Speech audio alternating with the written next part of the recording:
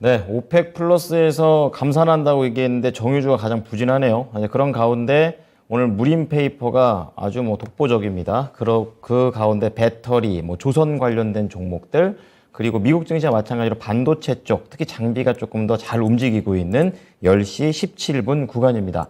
자, 그러면 오전장 조금 더 자세하게 알아보겠습니다. 키워드 원투펀치 교보증권 사용관 차장입니다.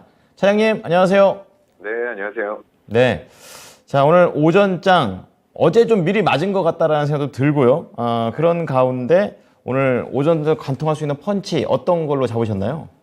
네, 한국 시장이 미국 시장보다 조금 선행한다라는 느낌이 있는 것 같고요. 일단 오전에 전반적으로 좀 강한 흐름들이 연출이 되고 있습니다. 그중에서도 2차 전지 얘기를 좀 오랜만에 해볼까 하는데요. 여전히 수요는 견조하고 그 추세 자체는 변하지 않았다. 그래서 빅트렌드로 가고 있는 길목에 있음은 분명하다라는 말씀을 먼저 드리고요. 일단 4680 배터리 요즘에 원통형으로 양산한다라는 얘기도 굉장히 많이 들려오고 있는 상태고요. 꿈의 2차 전지라고 불리우는 전고체 배터리 이런 것들까지도 지금 기술 개발이라던가 투자는 계속 지속이 되고 있는 것 같습니다. 그런 과정에서 LG에너지솔루션이 오창 2공장에 5,800억 투입해서 4680 원통형 배터리를 생산 라인을 신설하겠다라는 공시가 나왔고요. 그러면서 테슬라향으로 4680 테슬라 모델의 원통형 배터리를 공급하는 그런 업체들은 이제 딱 3개로 분류가 되게 되네요. 테슬라가 자체적으로 모델 Y에다가 적용을 시키는 그런 부분들이 하나가 있을 거고요. 파나소닉 같은 경우에도 24년 3월에 일본 내에다가 10기가와트시 규모의 양산 시설을 갖추고 생산할 예정으로 알려져 있고요. 그리고 우리 LG에너지솔루션은 파나소닉보다 조금 빠릅니다. 23년 한 말 정도가 될 것 같고요. 9기가와트의 양산 예정이 되어 있는 그런 상태입니다. 그래서 차세대 배터리라고 불리우는 4680 원통형에서 가장 앞서 나가는 모습들을 기술적으로 보여주고 있다라는 투자 포인트가 있을 것 같고요. 일단 이 4680 배터리의 어떤 기술적인 부분들이 아직 완벽하지는 않습니다. 네, 2170이 지금 갖춰진 단계고요. 거기에서 전고체 배터리로 넘어가기 전에 이런 4680 배터리의 기술적인 부분들을 보완하기 위해서 아마 초기 단계에는 고객들 판매용이 아닌 테슬라 내부의 직원들 차량 판매로 쓰일 것 같고요. 그런 부분들에서 기술적인 부분이 완벽하게 해결이 된다라고 했을 때는 결국 고객들까지도 넓혀가는 그런 행보를 보여줄 것 같습니다. 기술적으로 가장 앞서 있는 부분들이기 때문에 이런 쪽에서도 우리가 선점을 해나갈 수 있는 셀 기업들, 삼성 SDI라던가 LG에너지솔루션 충분히 경쟁력이 있다라고 생각을 하고요. 일단 최근에 일본 쪽이 예전에 사실상 2015년도만 하더라도 차량용 배터리 시장에서 굉장히 존재감이 높았어요.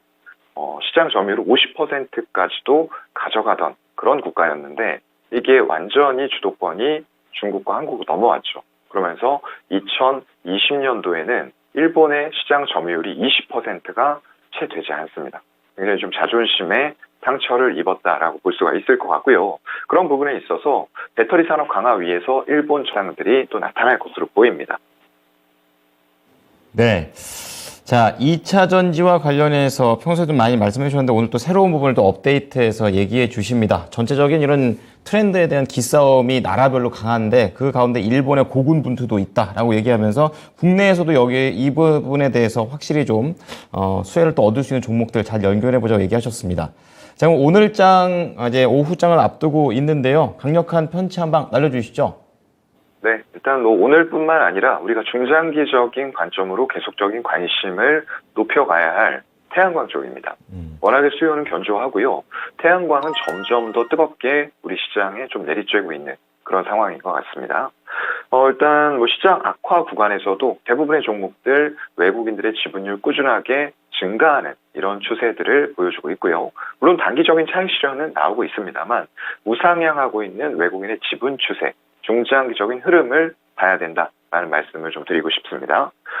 수요가 폭증하고 있고요. 거기다 더불어서 가장 세계 최대 강대국인 미국 중에서 정책적인 부분들이 뒷받침이 되면서 세액공제 혜택까지도 크게 받을 수 있는 최대 규모의 사업자들이 우리나라에 또 존재를 하고 있다는 거죠. 그래서 미국의 인플레이션 감축 법안의 사실상 최대 수혜주가 아닌가라는 부분으로 저는 좀 생각을 하고 있고요. 3분기에도 일단 뭐 전반적으로 업체들의 실적 컨센서스는 기존의 추정치들을 상회할 만큼 시간이 흐를수록 컨센서스는 높아져가는 이런 쪽들이 이제 몇 안 되는 섹터일 것 같은데요. 그것 중에 하나가 지금 태양광이 될 것으로 보고 있습니다.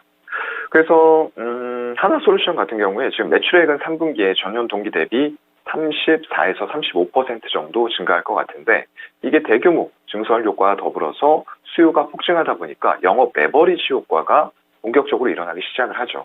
그래서 매출 성장 대비 2배 정도 되는 65%의 전년 동기 대비해서 성장이 있을 것으로 전망을 하고 있고요. 이 수치는 시간이 갈수록 1단위로도 더 높아질 수 있다라고 생각이 됩니다. 미국과 유럽의 수요는 초강세를 보여주고 있어요. 그렇다 보니까 평균 판매 단가는 지속적으로 상승하는 추세가 이어지고 있고요. 그런 부분들에서 출하량까지 동반 증대가 되는 이런 상황들이 굉장히 영업 환경에 우호적인 부분으로 작용을 하고 있는 것 같습니다. 최근 들어서 운송비라던가 일부 부자재 이런 가격의 하락도 있었어요. 그렇다 보니까 이런 실적이 잘 나오고 세액공제 혜택이 있는 단계에서 원가 절감까지 가능하네.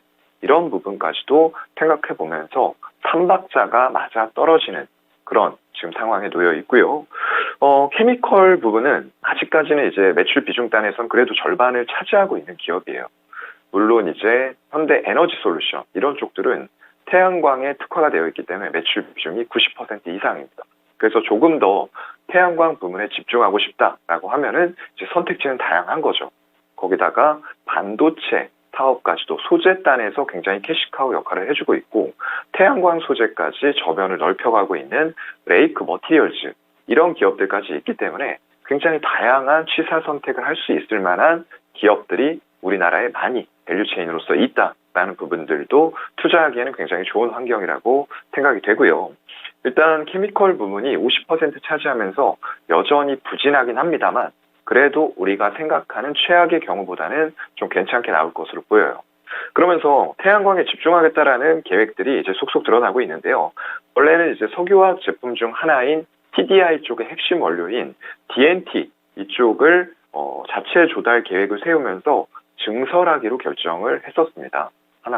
하나솔루션에서요. 근데 이러한 부분들에 대해서 증설 계획을 철회하는 수순을 밟고 오히려 태양광에 집중하겠다라는 부분들을 보여주고 있습니다. 그래서 이런 과정에서 굉장히 종목들 우리나라에 많기 때문에 앞으로 지금 많이 오른 부분들 크게 신경 안 쓰셔도 될 것 같아요. 왜냐하면 이미 1분기, 2분기에 굉장히 서프라이즈한 실적들이 나오면서 주가의 상승을 합당화시켰기 때문에 향후에는 정말로 폭발적으로 성장할 수 있는 미국이라던가 유럽 그리고 중국도 뒤치지 않도록 굉장히 가열차게 이 부분에 대한 투자를 이어나갈 것으로 보입니다.